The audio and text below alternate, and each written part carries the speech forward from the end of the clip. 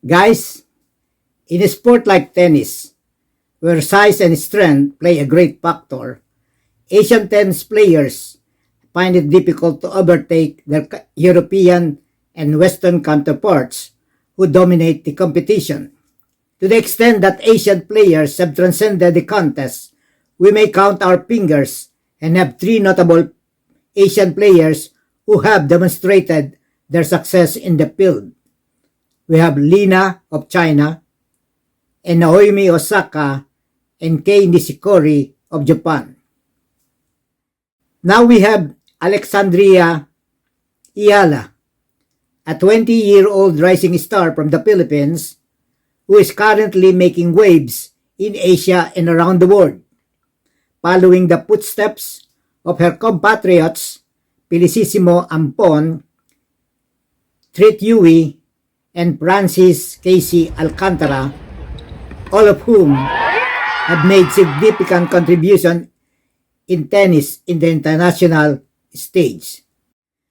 While Alex Iyala's serve is not exceptionally fast at 80 miles per hour on the average, her left-handed spin and ability to place the ball effectively can make it challenging for opponents.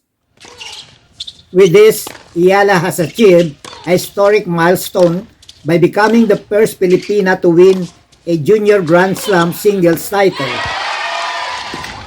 at the 2022 US Open, reaching the number 2 spot in the International Tennis Federation ranking.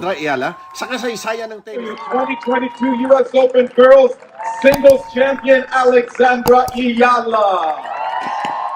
It was by sheer determination and hard work that On the professional level, she has defeated several Grand Slam champions at the Miami Open, and among them, Kati Bolinets, ranked number 56, Jelena Ostapenko, world number 2, Madison Keys, currently number 8, and Iga Swiatek, who has been ranked number 1, now currently number 4.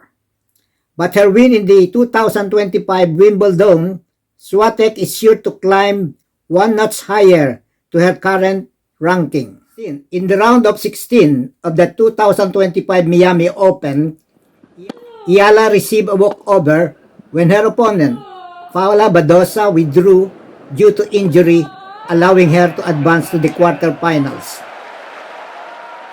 In the final of the 2025 Eastbourne Open, she was so close to winning the title, having 4 championship points in the final set tiebreak, but failed to turn the advantage into victory over Maya Join, a US-born citizen representing Australia, who is ranked number 41 in the WTA.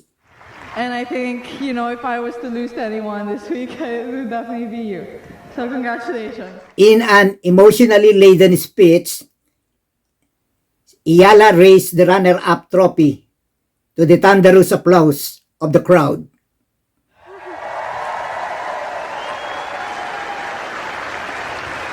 Iyala's strong performances qualified her for the Wimbledon 2025 main draw, based on her WTA ranking of 77, that allowed her to bypass the qualifying rounds. She bowed to Barbosa Krejcikova after winning the first set that momentarily stunned the WTA number 16, once ranked number 2 in her career.